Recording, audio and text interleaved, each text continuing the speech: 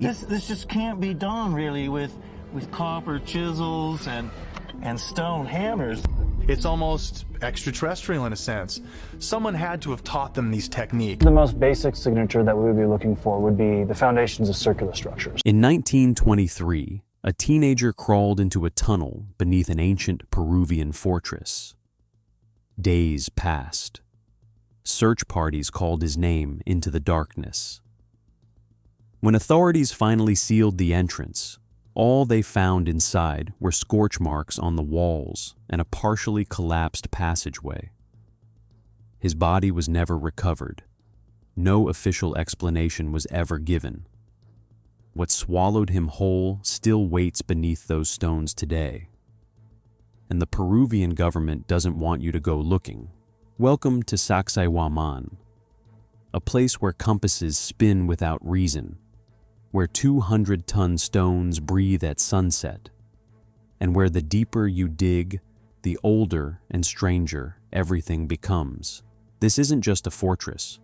It might be the lid of something that was buried, sealed, and intentionally forgotten thousands of years ago. The whispers beneath. Long before archaeologists brought ground-penetrating radar to these hills, local legend spoke of a world beneath the surface. A labyrinth of hidden chambers and endless tunnels, doorways that led to secrets the surface was never meant to reveal. The Quechua elders called it the Chincana Grande, the Great Labyrinth. When international researchers finally deployed radar imaging in the early 2010s, those whispers took on a terrifying new weight. The most basic signature that we would be looking for would be the foundations of circular structures. Beneath the famous zigzag walls, the scans revealed something no one expected. Deep voids, angled chambers, carved tunnels stretching both downward and outward from the main plateau. Particularly beneath the Muyuk Marca Tower, a circular foundation whose purpose has baffled historians for centuries, the imaging showed hollowed corridors cutting through solid bedrock. Some dropped several meters in sharply linear patterns that simply do not occur naturally. This was not an accident of geology. The substructures were not only artificially created, they were intentionally hidden. And here's the part that makes the hair stand up on your neck. Several known entrances to these underground features were officially sealed by the Peruvian government in the early 20th century. The reason? People kept going in.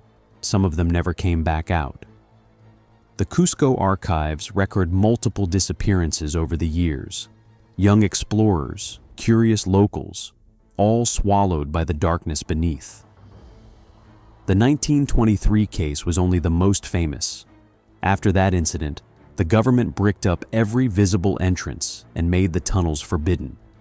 But the most startling discovery wasn't the danger, it was the distance.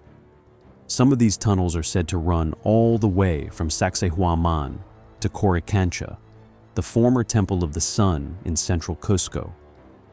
That's over 2 kilometers of underground passage. That's not architectural ambition. That's precision subterranean planning on a scale we can barely comprehend, and whoever built it didn't want us to find it. The tired stone and the sealed door. A short walk from the main complex lies an object so massive that locals have given it a name soaked in fear and reverence. La Piedra Cansada, the tired stone. Nearly 9 meters long and weighing over 200 tons, it sits tilted against a slope like it simply gave up during a long journey. According to oral tradition, thousands of Inca laborers were tasked with moving this boulder from a quarry miles away. But during transport, it slipped, rolled, and crushed an entire procession of workers beneath it. After that disaster, the stone was cursed. The site became taboo. No one touched it again. But here's where the mystery deepens. Behind the tired stone lies what appears to be an ancient cutout in the earth, partly buried by landslide rubble and overgrowth. In the early 20th century, explorers claimed this cavity was once a formal entrance, large enough to walk through, leading directly into a vast tunnel beneath the Chincana rock formation. Spanish chronicles from the 1500s even describe a grand subterranean path from this exact point that allegedly led to the hidden vaults of Coricancha and the golden statues within. These stories fueled speculation that the stone didn't stop randomly. It was placed there to seal something far more important than a tunnel. In 1989, a team of local and German researchers attempted to excavate the area. According to unpublished notes from the Cusco Historical Society, they discovered a man-made cavity nearly 4 meters deep. Tool marks lined the inner walls, and at the bottom, what looked like the beginning of a stairway. Days into the dig, the project was abruptly halted. The official reason was safety concerns. Unofficially, rumors spread that the researchers had uncovered inscriptions, symbols not in Quechua or Spanish, something much older. No photographs were ever released.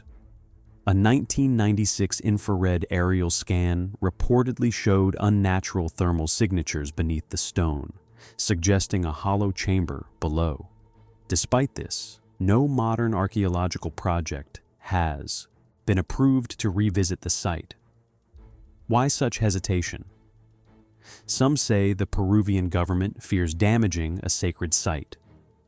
Others believe it's about control. Foundations that shouldn't exist. Here's where everything changes. When erosion and limited excavations exposed the lowest layers beneath the walls of Sacsayhuamán, engineers noticed something disturbing. These are not simple foundations. Beneath the visible megaliths lies a buried tier of construction that appears older, rougher in style, yet paradoxically more massive. In several exposed sections, the lower stones are larger than those above them, deeply anchored into bedrock, laid out in patterns that do not match classic Inca masonry. This violates a basic architectural rule the Incas followed everywhere else. They always refined their stonework over time, not the opposite. Geologist Dr. Kurt Hall, who studied the site's bedrock stratigraphy, noted that some of these lower stones appear to be cut directly into living rock, as if the builders were shaping the mountain itself rather than stacking blocks on top of it. Tool marks on these buried stones differ from surface walls, broader, deeper, lacking the rhythmic hammering patterns associated with Inca stone dressing. These marks cannot be made with copper chisels and stone hammers. Even more puzzling, several foundation stones appear to have been placed before the upper hill was fully formed. This just can't be done really with copper chisels and stone hammers. The terrain may have been reshaped after construction began. This has led to one of the most controversial theories surrounding Sacsayhuamán. The Incas didn't build this place. They inherited an ancient core structure. Is that we're looking at a two-phase construction site in many of the so-called Inca stone monuments. They built upward on top of something far older, something we cannot date. Similar patterns exist at Ollantaytambo and Pumapunku, highly refined Inca masonry sitting directly on top of cruder, deeply embedded megaliths that archaeologists struggle to date. In some cases, organic material suitable for carbon dating is completely absent. These lower layers are effectively time-locked. The Quechua elders have long claimed Sacsayhuamán was built from the inside out. Early Spanish chroniclers dismissed this as superstition. But through the lens of modern geology and structural engineering, that phrase starts to sound less mythical and far more literal. The stones that breathe. There's one final layer to this mystery, one that doesn't lie underground but floats in the very air around it. Visitors and researchers have long reported unusual acoustic phenomena between the zigzag walls. Certain sounds, especially claps or chants, don't behave as expected. Instead of fading naturally, they bounce in strange patterns, echoing, amplifying, distorting. In 2005, a team from the University of San Marcos conducted acoustic resonance testing.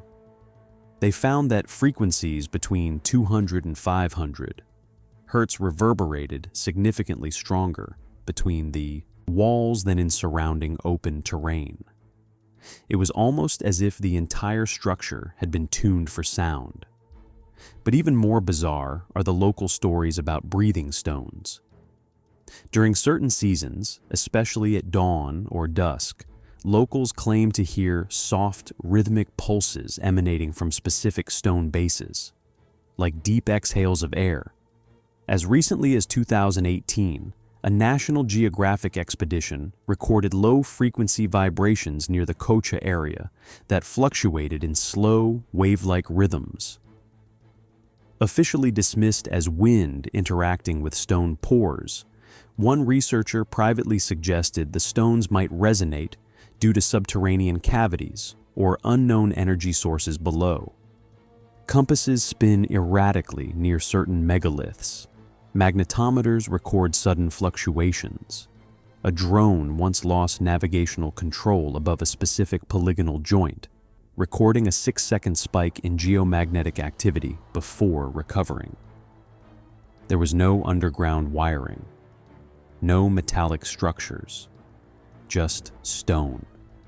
The message we weren't meant to find.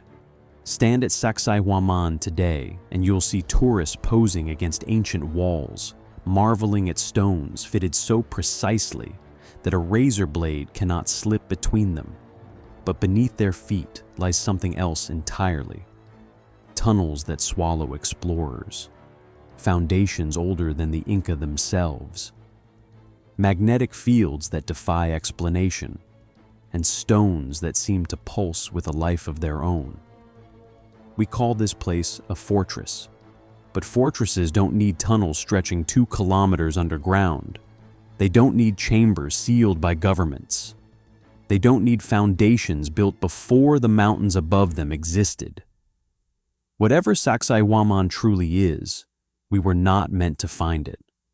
Someone went to extraordinary lengths to bury it, to seal it, and to make certain it would be forgotten.